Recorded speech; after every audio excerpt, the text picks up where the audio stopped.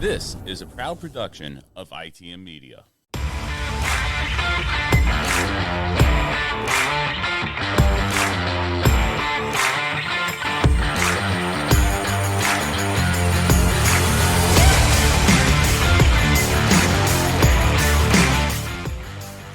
Ramblin about Racin Nation. Thank you for joining us once again. Yes, sorry, we were delayed by a week. It happens. Episode 170 coming at you. If you're joining us on YouTube for the replay, thanks for tuning in. Make sure to subscribe as well. And if you're listening on your podcast platform, welcome once again. It's been another crazy past few weeks here in the world of auto sports, but before we get any further than that, there's some introductions to be done. I'm Preston Lood, but more importantly, sitting across from me, the one, the only Matt Beamer. I wouldn't say more importantly. I'd say we're equal partners in this whole endeavor of rambling about racing, Preston. You're important to me.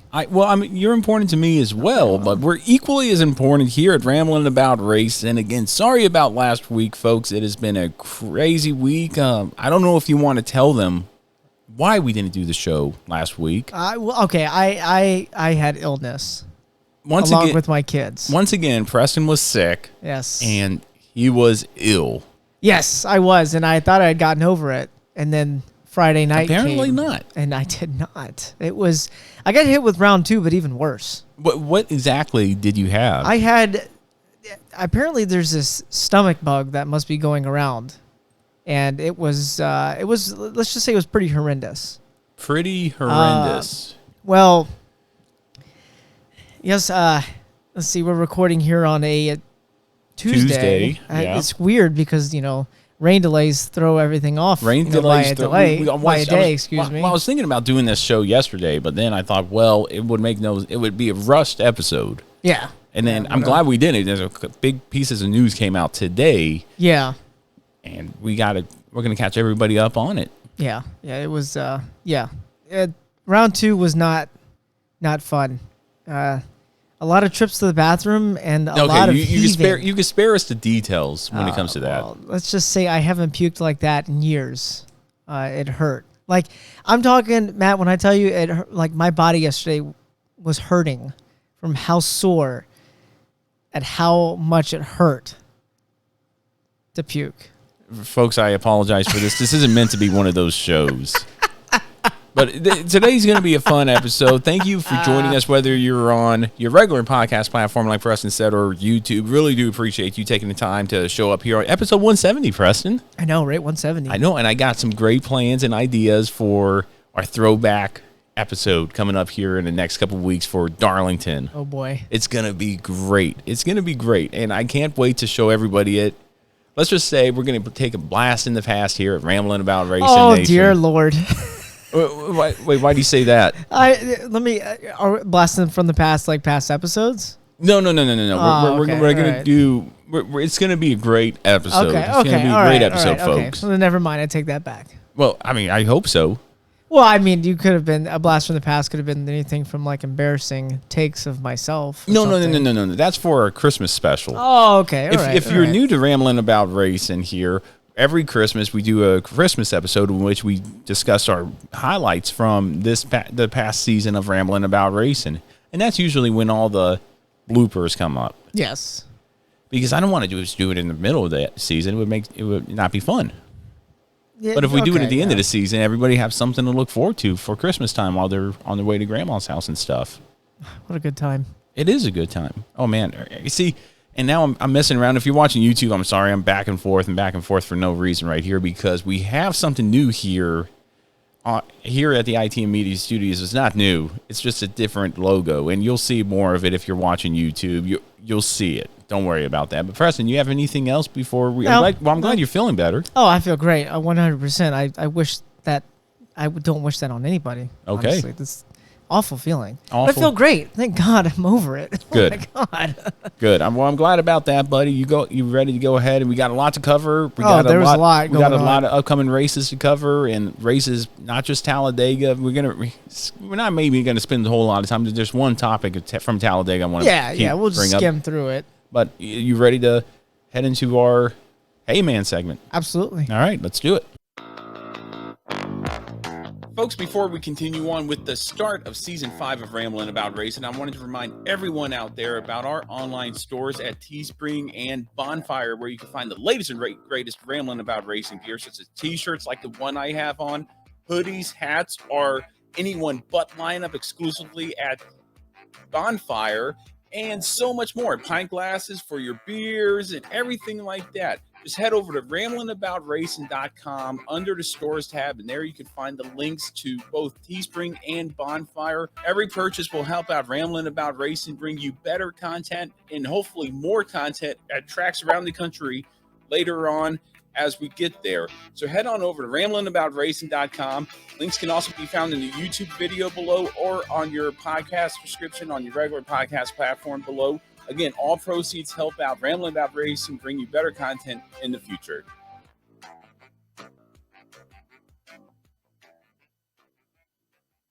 Hey, man.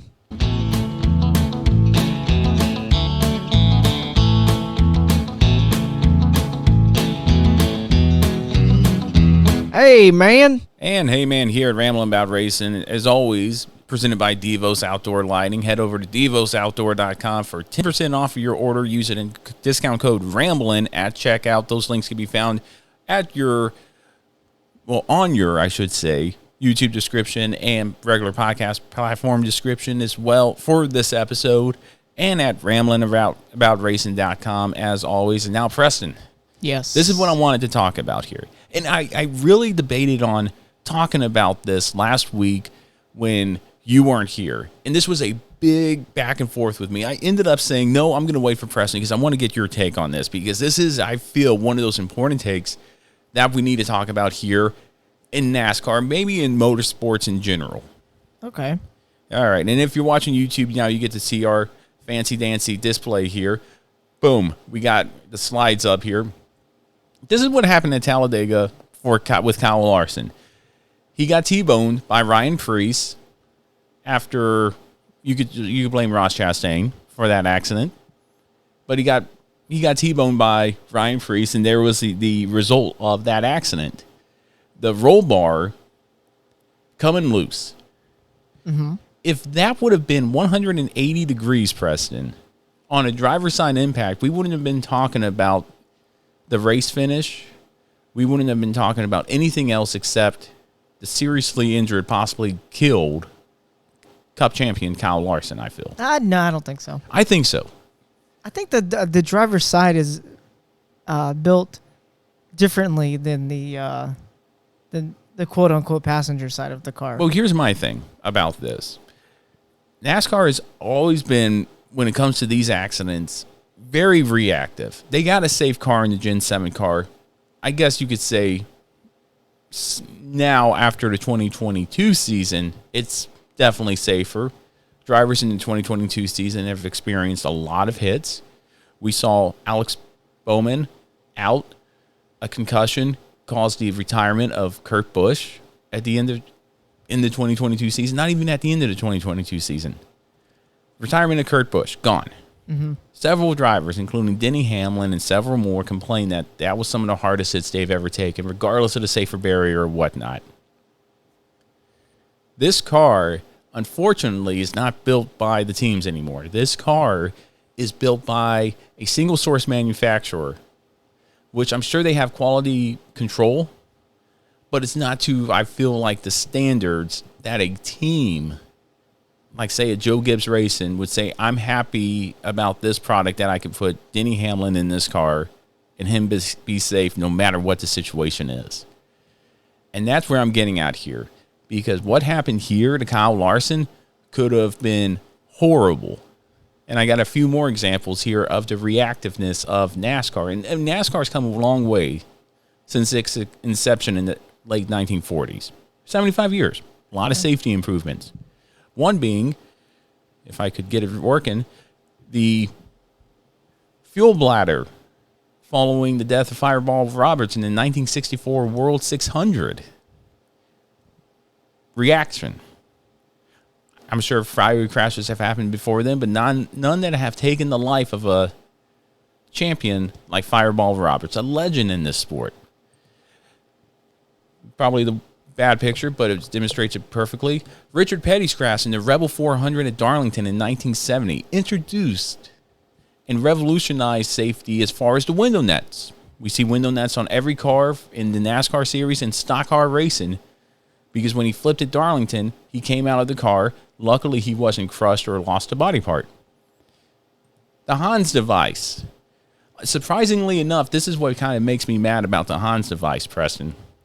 In 2000, NASCAR lost Adam Petty, Kenny Irwin Jr., and Blaze Alexander to a basilar skull fracture. But it took the death of Dale Earnhardt in order for safety to be in the forefront of everybody's mind. That's what makes me mad about this. But this isn't about that. This is about the evolution of safety, I feel, in NASCAR. NASCAR being reactive to situations, vice proactive. And last but not least, we have the safer barrier. Every crash now since 2003 have involved a safer barrier on all sanctioned NASCAR tracks. IndyCar had this going in there well before, and in development well before the death of Dale Earnhardt. But every crash you see, Preston, what happens? Safer barrier. Oh man, did you see how much that safer barrier gave in that impact? Mm-hmm. Every accident, I don't care if it's Michael Waltrip, Jeff Burton, Dale Earnhardt Jr., Mike Joy, Clint Boyer, every announcer will say the same thing. Man, that safer barrier gave. It has been a great addition to NASCAR. But then you think about this, like how that Kyle Larson incident happened. You said that the driver's side is stronger than the passenger side, which makes sense. But I mean, could it have happened on the driver's side? Oh yeah, of course it could have happened. And of course, the safest way to deal with motorsports is not to participate in motorsports. I mean, just like if you don't want to die from falling out of a plane skydiving, don't go skydiving. Don't take these risky events. But my thing is that NASCAR, what's going to be the new thing? Because NASCAR took a while to fix the rear end, and after the 2022 season, because we didn't want to ruin everything. If it's a safety issue, go back, develop it, and then fix it right then and there. Don't wait till the next season, because it will give an unfair advantage, and everybody's trying to get used to the new car anyway. Kurt Busch shouldn't have been retired. Those drivers shouldn't have taken those hard impacts. NASCAR is always reactive, and when they find something, they don't want to change the regulations because of the fear, I guess, of somebody. We'll just take a William Byron, who's running well. Should they change something with that car that has to do with safety, guess what? And William Byron starts running bad, what's Hendrick going to say? Oh, they'll probably figure out a way to blame it on NASCAR. Absolutely. Hey, it's NASCAR's fault. NASCAR changed this for safety, yeah, but it's affecting us. And that's what I'm kind of getting at here. Agree, disagree? I get it. No, I get it. I agree. Safety is an issue, but I mean, also I look at an impact like that as like more of a super speedway issue in general. I mean, that's the product of the racing that we get these days. I mean, I hate to say it, but it's. I don't want to say that the racing is too aggressive. It always has been. It's just one of those things where it's probably going to happen, something like that. It's just one of those freak accidents too. I mean, sometimes you don't think. I mean, this probably would have been thought about before. I mean, we said Ryan Preece was the one that Ryan Preece was. Oh, and speaking of Ryan Preece hitting him, and I didn't have a picture of this because it was a video I saw. I don't know if you saw it, of him in the car, and when he T-boned Kyle Larson. He went forward with such force that thank God they had the Hans device.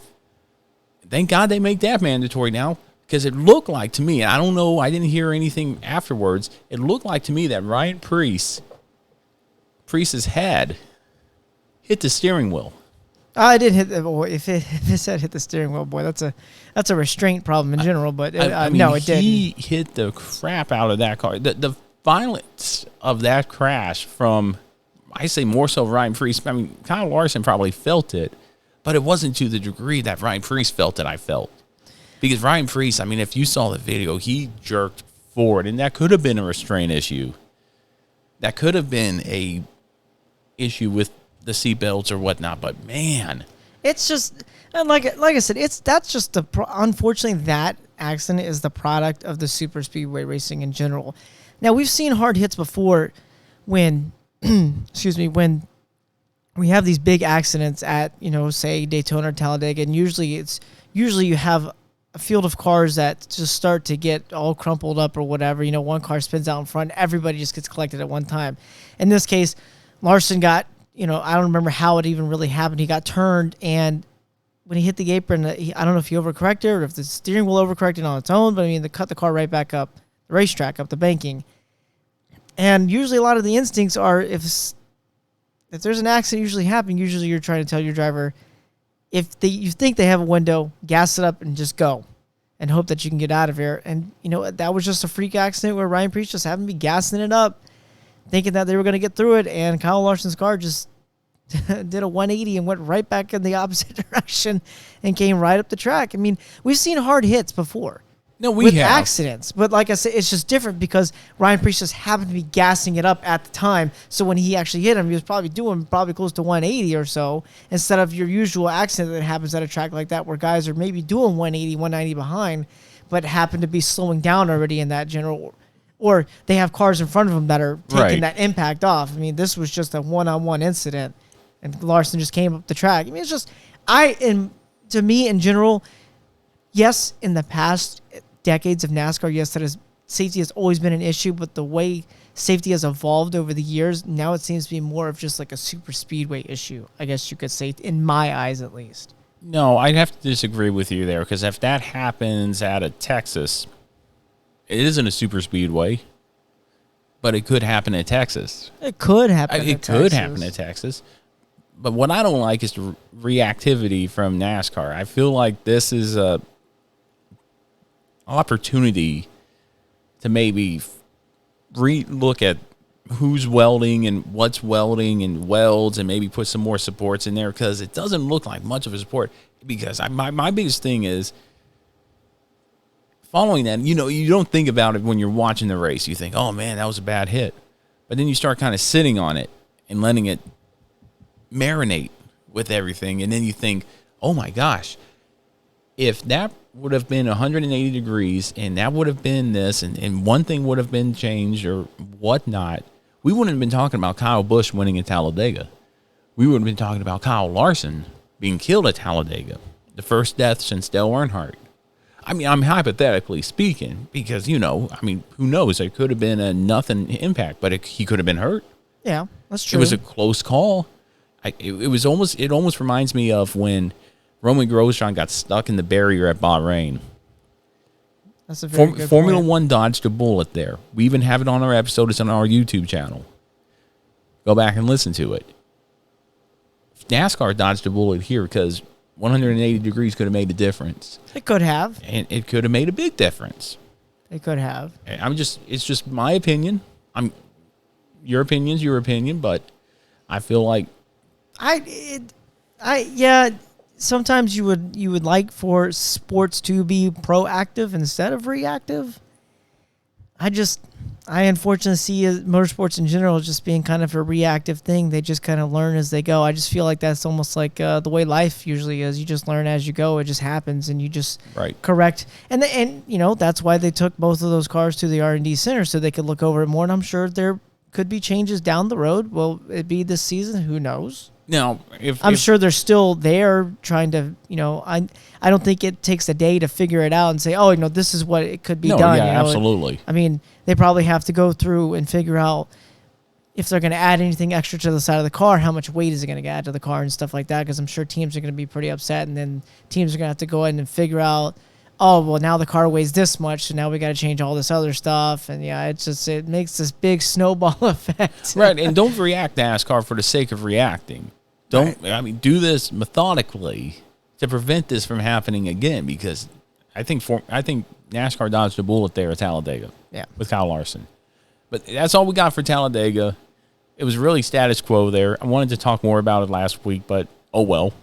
Yeah, it pretty much was status quo, honestly. and if you've been to Daytona and then go to Talladega or vice versa, it's going to be the same thing. I think Daytona's a little more crown jewelish, especially for the 500. But after you go from Daytona to Talladega, you're like, meh. Yeah. A lot more to do around there at Daytona as well. But anything else regarding no safety right there? No. All right.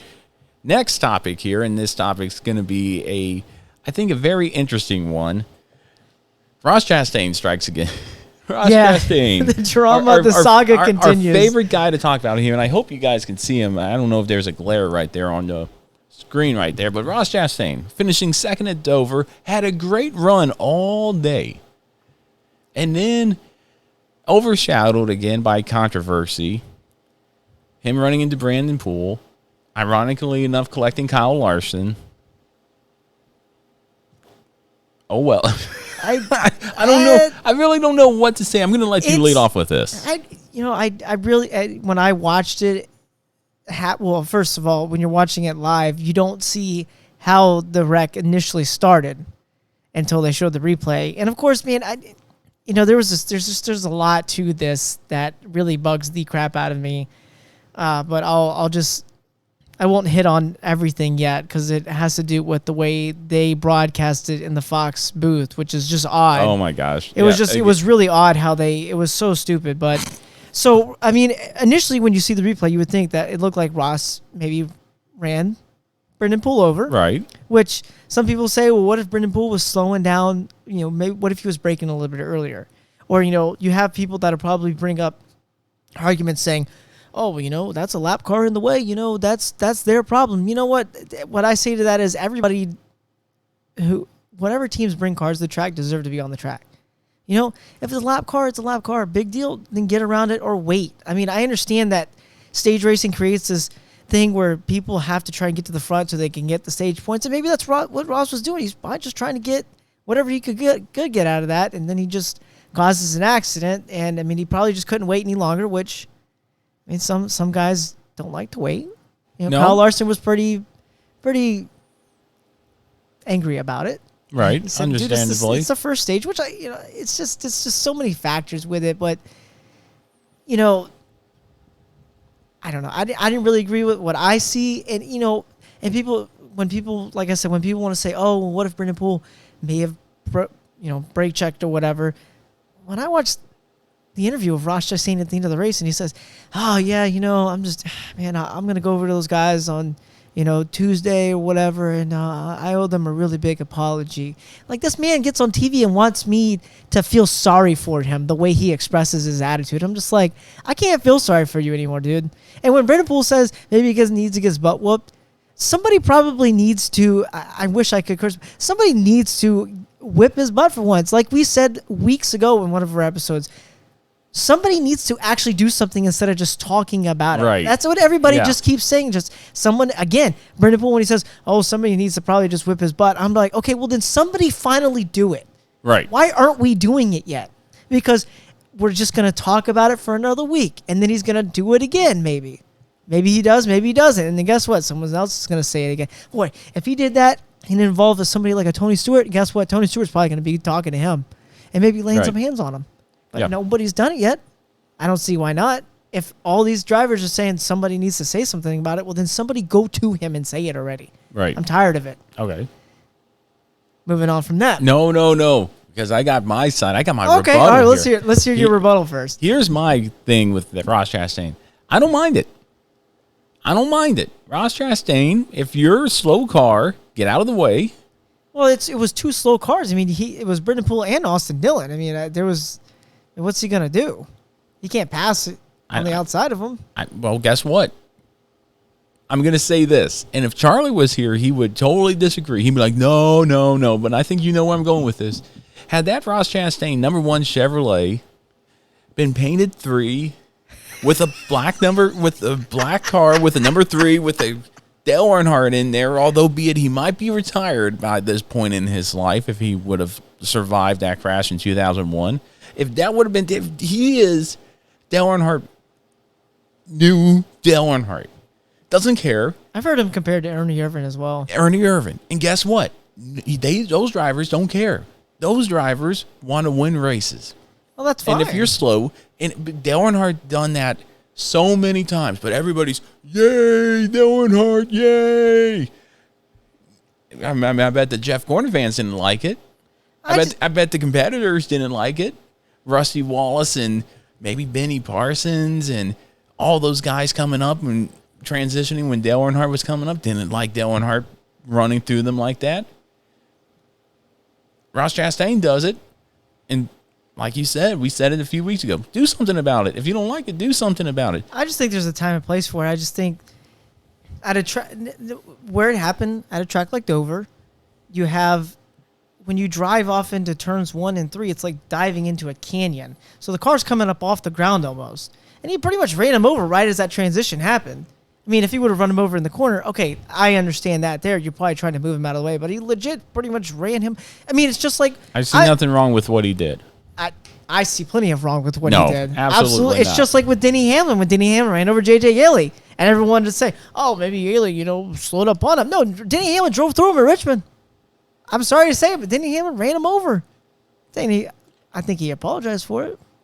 Ran him over. So is this more of an issue not from Ross? I wish Ross Chastain would just own up to it then at this point. Oh, yeah. Because he comes on TV at the end and he wants to do this weird like, oh, well, I owe them a really big, man, I hate it for those guys. I owe them a really big apology. Yeah, you're running over a lap car. I mean, that team probably doesn't have a ton of money, but I mean, they have the money to get there to field a car, and he's running and wrecking people's cars. And then he goes, oh, yeah, I'm really sorry about that. No, you're not. Just own up to it already. Why is he still telling me sorry over and over again? Like, I'm going to feel sorry for him on TV. So would it be better for Ross Chastain just to come out and say, whoops? Kind of like, I hit him. Oh, well. Man, you know what? It was, I own it. He was just too slow or something. If he did that, I bet fans would laugh him for it. So that's what I'm asking. Would fans respect Ross Chastain more, and instead of every time this happening, him say, to quote Dale Earnhardt, I didn't mean to wreck him, I meant to rattle his cages. Of course, he's not gonna say that. But no, I meant to kind of ruffle his feathers. I didn't mean to wreck him. He wrecked. Oh well. He can't handle his race car. Yeah, if he came out and started owning it a little bit. Okay. Oh yeah. You know what? Yeah, I ran him over. He was just in the way. I'm trying to go. I have things to do. Okay, I get it then. But if he's coming on TV again and again and making it sound like, oh man, it was an accident, man. I didn't mean to really do that. It just no. Own up to it, man. That's what NASCAR's missing these days. If he owns up to that and says to me, you know what, man, I ran him over. He's in the way. It's a slow car. It would have made a complete difference to people fans. would love him, and and like we said, if people would go and talk to him, that's the ratings NASCAR needs right there. That's what NASCAR needs is these guys to get in each other's faces and not everybody just, like when they tried to interview Larson about it, and Larson just, didn't really say a whole lot. Oh, did you block him at the end? Not really. Like, he doesn't want to say it. Like, nobody wants to say anything these days because it's like they're too scared to say something. Right. Or they're afraid that they're going to say something too far and maybe lose the sponsorship or something. I don't know. Maybe that's how I view it. No, yeah, absolutely. Why? Just own up to it. But, I mean, if I can bring up this other point about the Fox broadcasting, they want to go out and say it happens, and then Clint Boyer says, oh, I don't know about that. And Rusty's like, yeah, that looks intentional. And then then later on in the race, they want to throw in that bit about the whole thanks Ross thing, and then they want to joke about it the whole time. And then they want to say, oh, yeah,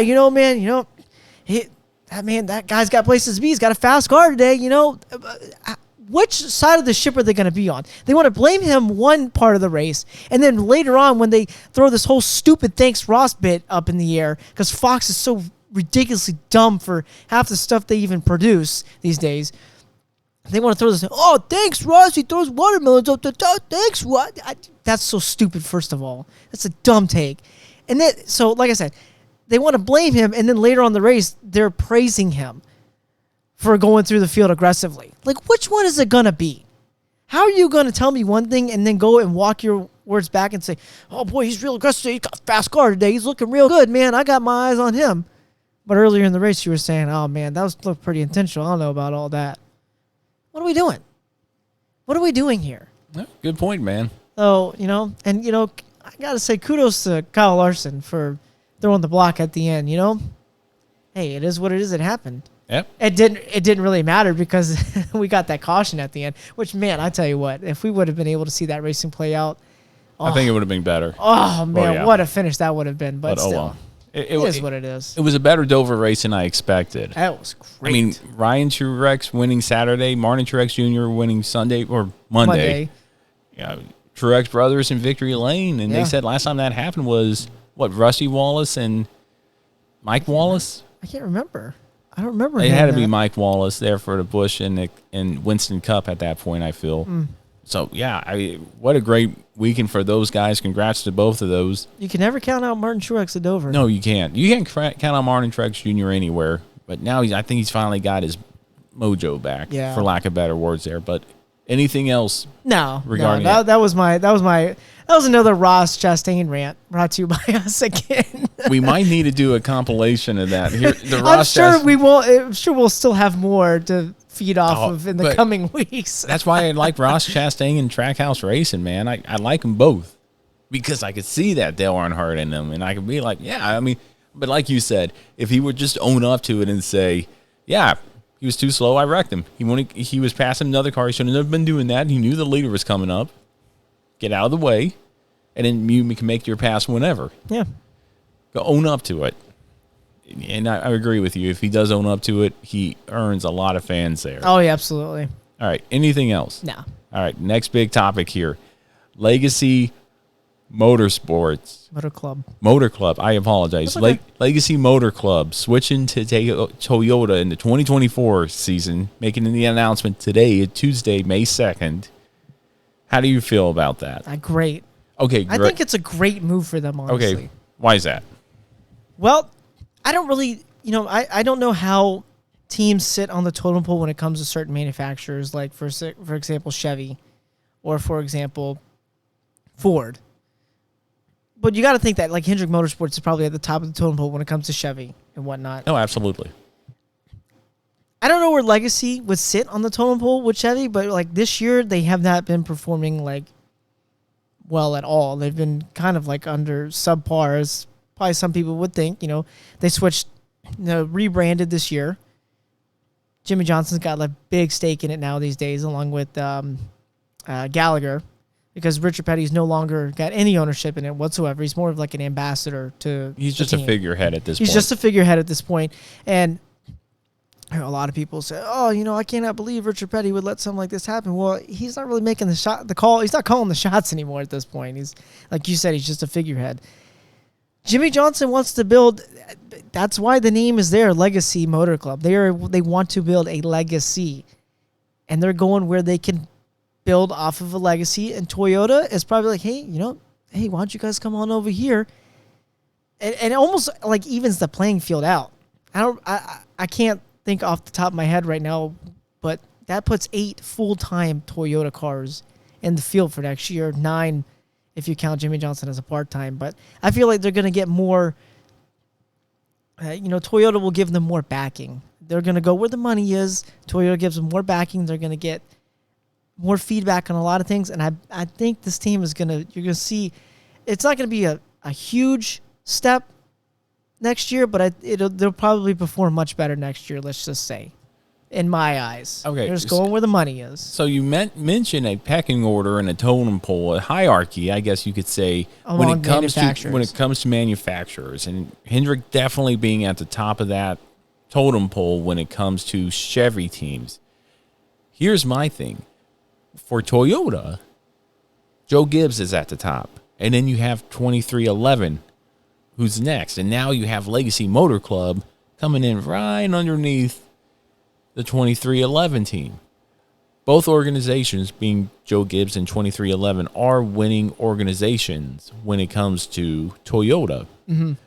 We saw multiple wins last year from 2311. I think we're starting to see the rebuilding of Joe Gibbs Racing currently here in 2023. But then you add another layer in this, which is Legacy Motor Club, and now you have the same thing as you have with Chevy, I feel, coming up here, which is a hierarchy where Joe Gibbs is at the top and then everybody else is secondary. Because that's what I can see your point right there. I don't know where they're getting their engines from. you can only assume it's Hendrick. I think Legacy gets theirs from ECR. ECR. Okay. I think they get there. I think the ECR is theirs. Okay. I think. And they're not running so hot either. No.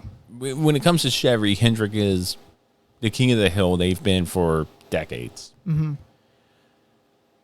I don't think it's going to happen right away. I don't think we're going to see Legacy Motor Club come out and go, oh, we found the winning formula. No, I don't right think here. it will either. But I think it's a good step in the right direction. It might not for even them. be a good step in the right direction until 2025, if they even make it till 2025. I think they will. No, Jimmy Johnson on board. Come on now. That means nothing. Because now Jimmy Johnson's slowly becoming another Richard Petty, a figurehead. Okay. Jimmy Johnson hasn't raced full time, since 2021? 2020 was his last season. Yeah, I think that was right. And after that, he tried IndyCar, didn't really succeed. A few little spikes of good runs, nothing like a Roman Grosjean. But at the same time, I think it. I mean, Noah Gragson and Eric Jones are both drivers that have previously driven for Toyota. Of course, Eric Jones definitely sure more recent. You make a good point there. So, I think they're gonna get on the right track. Legacy will probably stay a 2-car team for years to come down the road, until maybe they do add a 3rd car if they get to that point. But right now, they are struggling. It's technically their first season, maybe technically second season, ever since the technical rebrand, because it was Petty GMS last year. Right. And then they ended up just rebranding in general over the offseason once Richard Petty was kind of stepped back after that. Noah Gregson's struggling. It's his rookie year.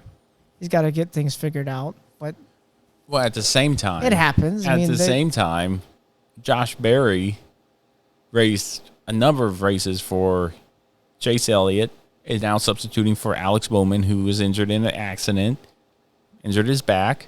Now he's racing for him. Josh Berry had one bad race under Chase Elliott's banner, and that was at the start when he first raced. And I was like, oh, man, rookie, he's got to learn it. By race 2, he was top 10. Look who he's racing for. Well, I'm just saying, man. I mean, you make a good point there. I just think that Hendrick is the hierarchy on that totem pole when it comes to Chevy. And yes, Josh Berry. Kudos to Josh Berry, though, for figuring it out and driving the heck out of a car where he's at right now.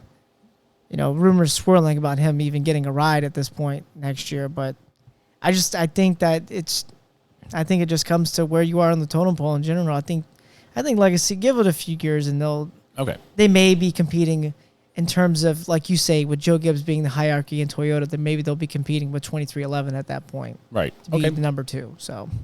All right. Fair enough, man. Well, anything else regarding Dover, Talladega? Got a couple races here. We got to talk about Azerbaijan real quick, though, actually. Yeah. So the Azerbijan Grand Prix. It was kind of a status quo race when it comes to Oh, man. Yes. So thank you for reminding me of this because I don't know if you had seen it, but the new sprint format, oh my God. I think it's the most ridiculous thing.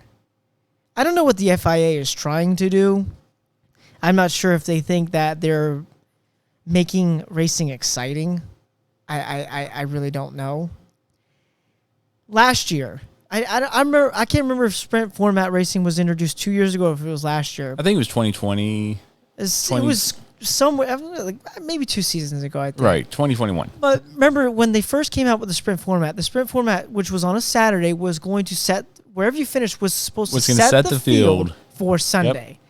Well, the FAA comes and says, well, actually, here's what we're going to do now. You get one practice session. We're going to qualify. And this is where I think is ridiculous, and it hurts them in the ratings in general. You get one practice session on a Friday. Qualify on Friday as well. this past weekend, they qualified at, I think it was like 10 in the morning on a Friday. ESPN didn't have it on. ESPN2 doesn't have it on. Usually ESPN or ESPN2 is covering qualifying on a Saturday morning because there's nothing going on. ESPN's not going to drop their usual shows on a Friday morning for an hour long of Formula One qualifying. So right then and there, if you don't have Formula One TV, F1 TV, or if you don't live, over in the United Kingdom, whatever, if you, as an F1 fan of the United States, you're probably going to be missing out on it. Yep. That's one. There's one point I'm making right there. There's strike one. There's strike one right there. So, strike two. Well, now we're going to have the sprint on Saturday, but this time, this doesn't set the field. This is just a little mini race. But we're going to have qualifying on Saturday morning for this sprint showdown. I don't understand that either. So the first session will be 12 minutes. Qualifying 2 will be 10 minutes, and then the last session will be 8 minutes. Okay, cool. That almost sounds like a regular qualifying session to me, honestly. And then there's this weird thing. I couldn't really pick up on it with the whole tires thing. You had to use certain sets of tires in that whole qualifying deal. It was really awkward. I didn't like the idea of the sprint, but I was like, okay, I'll watch it anyway, just to watch it. I'll give it a chance. I'll give it a chance. There was nothing to it because if it's not setting the field for Sunday, what are we doing? And no, it's a waste of time. It was Max Verstappen said it. He said this is an absolute waste of time. I thought it was a waste of time because you're out there running your car extra if it's not going to make a difference for Sunday. And it will affect the engine, transmission, and all those things that if you have to replace by, let's just say, Miami this coming weekend because of that extra 100 kilometers that you put onto it in a racing and under racing conditions, then you're like, well, that was a waste. I could have ran Miami the whole weekend and then changed power units after that. And now, and that's what I see coming up. Yeah, from this. I thought it was ridiculous. I think that it's also ridiculous for the FIA to come out and say, well, now you have, you had the rule where you could change your power units and all the other things up to 3 times in the season without getting a penalty, and now it's 4. They changed that in the middle of the season too, which I didn't understand either. I don't understand why they decided to make all these changes in the middle of the season. I think that's one thing that really, that's like a pet peeve of mine. Why why come out with all these major changes in the middle of the season? Why didn't you just throw it out? And the rumors did swirl before the start of the season and right at the start of the season that a new quote-unquote sprint format could possibly be introduced. And then they end up introducing it. I don't know, we're in like round 4 or 5 of Formula One at this point. The sprint, I think it's still positions 1 through 8 get like points. I think first gets 8 or something like that, and 8th gets like 1 point. Okay, cool. So the usual teams that are up there are going to get the usual points because none of the guys that can even qualify in top 10 are going to get close to that. Not only that, I mean, I feel like it's wasting time. Well, we saw contact between Verstappen and George Russell. George Russell, thank you. Which damaged Verstappen's car pretty severely. It looked that was significant damage. And they had words afterwards, kind of, I can't wait till the Drive to Survive comes out so we could hear the uncensored version of that. But, I mean, it's kind of unnecessary using and those aren't cheap cars, man. No. Those are engineered hours and hours of man hours and hours and a crazy amount of money just in probably that one section of car that was damaged by George Russell racing, which I don't blame George Russell for that. I can't blame Verstappen for that. He was the victim. But I can't blame George Russell for wanting that position because a racer's mentality says, you say go, okay, I'm going. Mm-hmm. As fast as I can through the 100 kilometers. What was it, 17 laps? It wasn't. Yeah, it wasn't a long race. No. But still, I'm with you, man, because why change it at the midseason? The sprint format, I feel, was fine in certain races, certain big races like Great Britain, the British Grand Prix. It's a perfect place for it. Maybe Miami, maybe Las Vegas, and maybe one other track. France isn't on the schedule anymore. Just one of those things. I'd say Spa. Maybe Spa would be a fun place to run those sprint races. But to see the format the way it was, I like watching free practice. Yeah, that a lot of people brought that up too. Was about free practice. I like watching all 3 practices. I like watching the 2 practices before qualifying. No, there were 3 practices. The format. Yeah, you get 3 practices. You get two practices on Friday, and then Saturday you get a practice, and then qualifying. And then Sundays to race. Yeah. Okay, so I like watching all 3 practices because then I like to see, okay, who's a contender here? Of course, you got Verstappen and Perez. Red Bull's up there. Is Ferrari going to be a contender? Williams is starting to kind of flex their muscles a little more, I feel, especially with Logan Sargent. I feel like he's doing well. I'm biased because he's an American. Yeah, but I feel like, how are they going to develop more and learn more about their cars? What if they have parts coming in that they need to test? We see it on the Formula One games all the time where, this part's fitted, run it. We got to practice. Go ahead and run it. Let's test it out and see if it will benefit us in the long run. Right. You can't do that with one practice session. No. Because then are you going to set up for qualifying? Are you going to set up for the race? Are you going to do race strategy? Are you going to do that? I mean, and teams probably already know this by this point. If you don't know, okay, we need this amount of fuel to get there, and we'll put maybe 5 or 6 liters more because of overtaking and whatnot. If you haven't gotten to that point by now, I don't know what to tell you. They're way smarter than me. But I do miss the free practice 1, 2, 3. The qualifying is always way more fun, I feel, sometimes in the race itself. And then you have the race, which is the pinnacle of the weekend. Mm-hmm. You throw a sprint race in there, although we saw it before, and we had no gripes about it up to this point. That new format, I'm with you, is just completely off. I think I saw a lot of comments where people say it was going to take away from the weekend for fans that go there and pay the money to sit and see cars on track for 2 practice sessions. And you could argue that, you still get to see cars on track. Not really if you're going to only see it for a qualifying on a Saturday morning and then a real quick sprint race.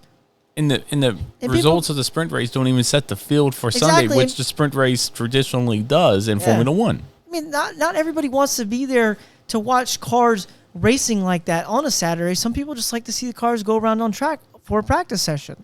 Just like years and years ago, back in the day, fans would always go to NASCAR races all the time and be there in the entire weekend because people just loved to see cars on track for practice. It didn't matter if they were out there running 100% or they were just running it out there for, some practice sessions in Formula One, guys who were out there for 20, 30, 40, 50 laps.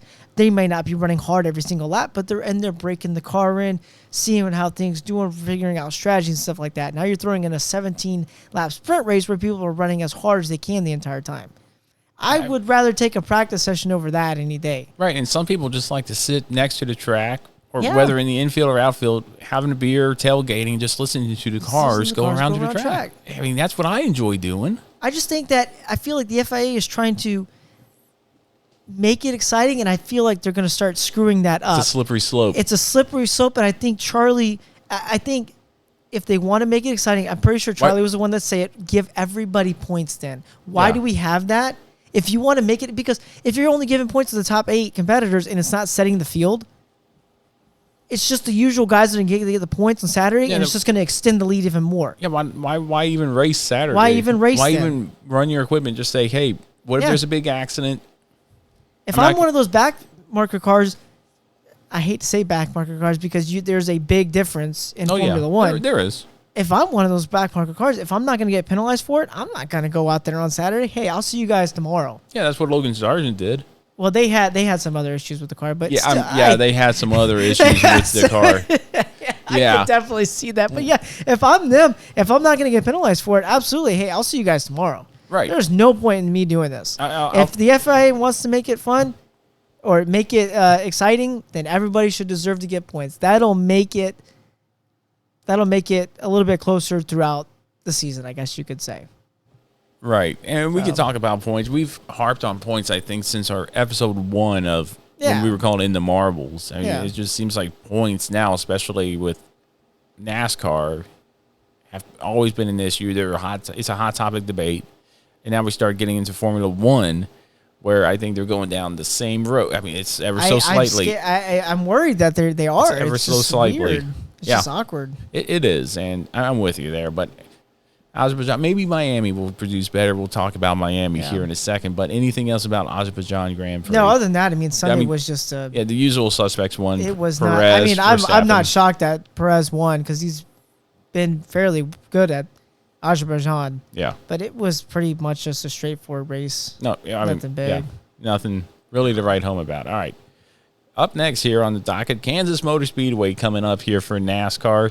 Will we see Bubba Wallace again wrecking Kyle Larson and getting into a fight? No, was that? That was Las Vegas. Oh, bum, bum, bum, bum. Damn. I can't believe I did that. Well, that's okay. Same kind of looking track. That was a total mess up. Mile and a half. It's a mile and a half cookie cutter track. Anyway, Kansas Motor Speedway coming up here. Bubba Wallace has won here, though. He has won there. Defending race champion, if I'm not mistaken there. Or was that at the fall race he won? I will get back to you on that, actually. But Kansas Motor Speedway always delivers something interesting there. I mean, we said this, I think, a couple weeks ago when we were talking about Azerbijan Grand Prix, and something always happens there, which this weekend was really nothing happened. But at the same time, Kansas Motor Speedway, man, you're looking forward to it. Well, I mean... Man, I haven't really been that big of a fan of like the mile and a half cookie cutter tracks in the past year or 2 years. Right. We don't get Xfinity racing this weekend. We get trucks. We get trucks and cup. Well, I feel like I need to do this real quick, buddy. That's my bad. Oh, man, we haven't heard that in a while. We haven't heard that in a while. I can't believe I did that. and I got one for you here, too. I almost butchered it for a second. Yeah. Oh, wait, what? I can't believe I said that about Kansas. I don't know. For some reason, I have somebody fighting in there, and I thought it was Kansas, and it was Vegas. Man. Yeah. That wow. I'm thinking, no, Mike. It was so not right. Yeah. Okay, we're already off the rails here at this episode of Ramblin about racing. Yeah. But Kansas, I'm looking forward to it. I think it's going to be status quo race, regardless of it. Yeah. I mean, I think it is going to be. But I hope I'm wrong, but I hope I'm wrong too. But we'll see. Here, we'll get you the start times for that for all races coming up here in the next few minutes or so. But yeah, Kansas. Yeah, Bubba Wallace. Well, he won in the fall of last year. Okay, but he's won there, so I think. So the defending race winner is actually technically Kurt Busch. Oh. Yeah. Oh, sad face. Yeah, that's unfortunate there. I miss Kurt Busch already. But now I think this is going to be the more center point of the weekend here, the Formula One Grand Prix for Miami, second race there for this track. You mentioned it before the show when we were off air at Preston that you're not looking forward to this race. I am. I'm looking forward to this race because I liked it last year. It was interesting. But why aren't you specifically looking forward to it this year? I thought the excitement last year was great, the build-up to it, but it just didn't seem – I don't know. It seemed almost like you could say like Azerbaijan was. It was just it's just the usual run-of-the-mill kind of deal. I mean, Verstappen dominated last year, and that was it. Well, no. You can't do this, Preston, because ever since episode 1, season 1 of this show – I have been saying if somebody dominates, i.e. at that point, it was all Lewis Hamilton. I couldn't stand Lewis Hamilton. And then we saw a great 2021 season when it came down to the wire, Lewis Hamilton versus Max Verstappen. Verstappen snatching victory out of the jaws of defeat there at the last race and the last lap of the season and winning.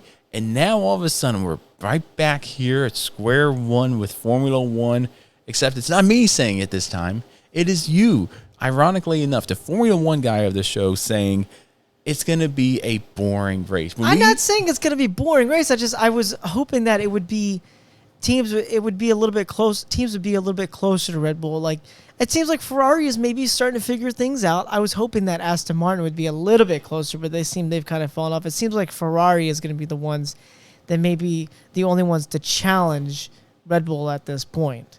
Red Bull has just gotten so far out. Well, yeah, but that's what happens when you win a Constructors Championship and 2 back-to-back World Driver Championships. I'm hoping that, I will say this. I don't think it's going to be a boring race, but I hope that Ferrari can figure it out and challenge Red Bull a heck of a lot more. Yeah, I've been saying that since race 1 at Bahrain, and I keep hyping it up. I think Ferrari's got it this weekend. No, they haven't. I don't foresee anybody stopping Red Bull this season. Ferrari had something this past weekend. a third. They got a podium. While both Red Bulls stood on top of the podiums. I mean, there's no stopping Red Bull. Right now, in Formula One, you cannot count out Red Bull. And to bet against them would be a big mistake. Thank God we didn't do the episode last week, because I would have looked like a complete fool saying that I felt like Aston Martin was going to be the one to watch over the weekend, because they turned out not to really be at all. Yeah, where was Fernando Alonso this past week? And I'll tell you right now where he finished. He didn't. I think he finished in the points, if I'm not mistaken. But he finished fourth. Okay, he finished. Because Carlos Sainz finished fifth, so Ferrari had third and fifth. For once, nobody actually DNF'd, which is nice. Change of scenery. A small little victory for Ferrari. I feel so bad that we joke about Ferrari, but I mean, it's just they have the bad luck. So I mean, it is what it is. They do. But there's no you can't stop Red Bull. Let's just say that right now. You can't stop Red Bull, what they're doing. Max Verstappen sits first. I'll look at the points real quick. Okay, look over the points real quick. Verstappen sits first at 93. Sergio Perez sits second at 87, and then Fernando Alonso is third with 60 points. Oh, look, Lewis Hamilton's fourth with 48 points. I would have never guessed he was fourth.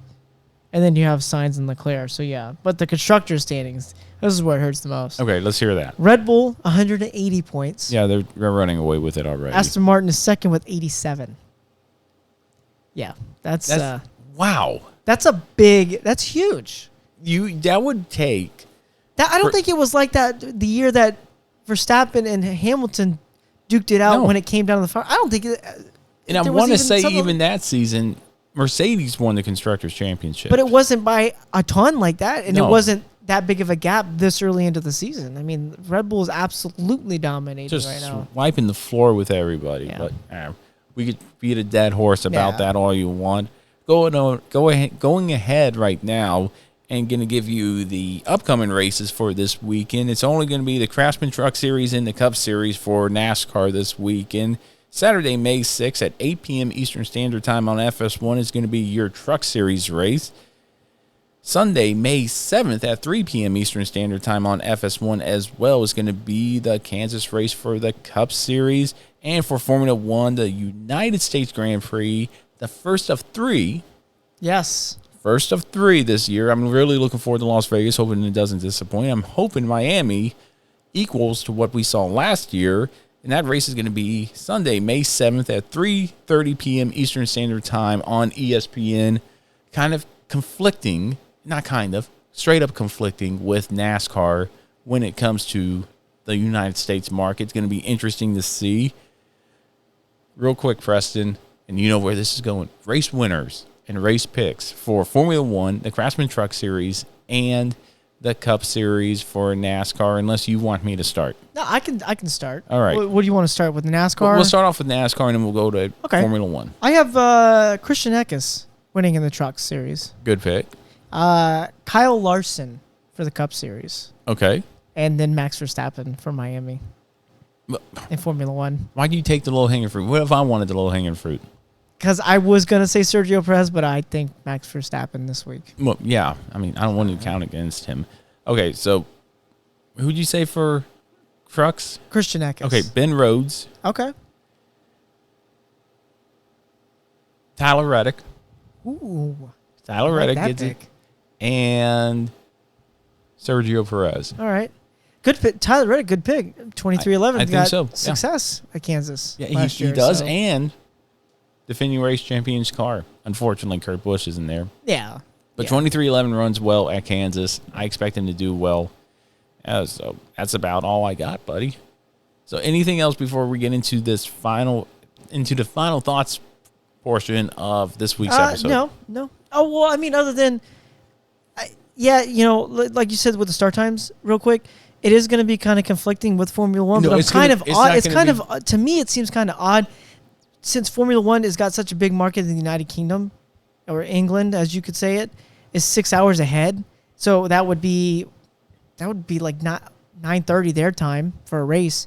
Why isn't this race being run at like a 12:30 in the United States or something? You know, I feel like they could try to play towards a decent time for England, since technically Formula One market is based out of there for the most part. I don't know. I just kind of found it weird. I think they probably think that they're still going to beat NASCAR anyways in the United States. Formula One is apparently a growing trend in the United States these days. It is, but I don't think. I guess we'll have to wait and see what the numbers say. We'll have to wait and see what the numbers say. But anything else before we get into our final thoughts here? All right, let's get into it.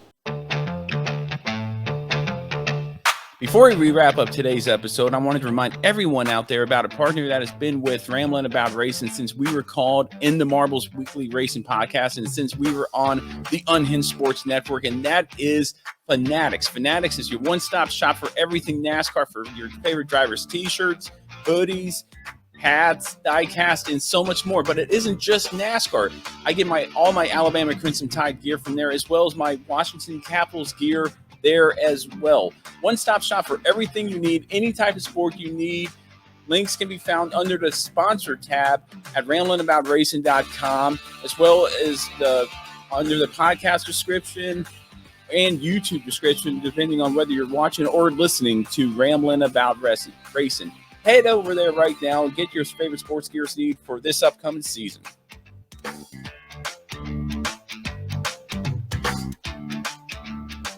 White flag, white flag. White flag, white flag. White flag. 1 lap to go. 1 lap right here.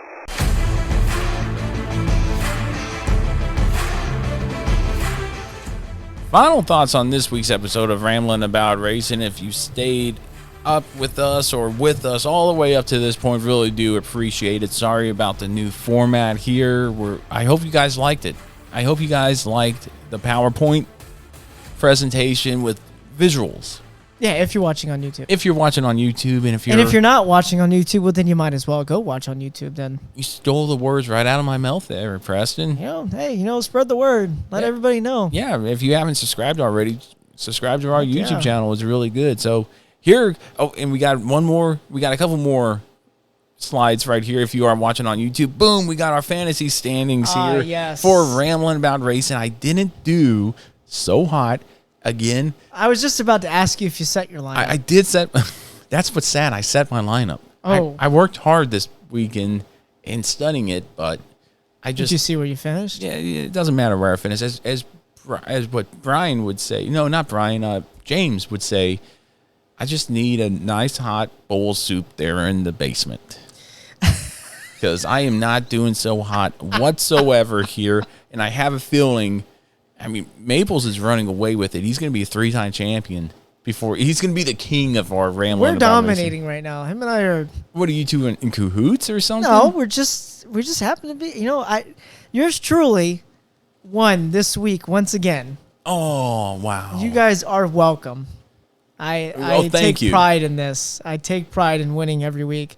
I'm trying to cut into his lead, but I'm not quite successful just yet. All right. Well, let's hear. I'll close it in, but let's go over. Because I have a bad feeling about this. Let's go over the overall. Well, ladies and gentlemen, bringing up 14th at the rear of the field is. There he is. There's Matt. Right here. 1556. Right here. By the way, we're at our wide shot right now. Oh. Yikes. Boom, boom, boom, boom. 13th is Smokin' Woody at 1604. B-Nun 3, 1605, sitting in 12th. 11th is Super Sumo 32 at 1645. 10th is Grocery Getter 6 at 1662. CK sits 9th at 1670.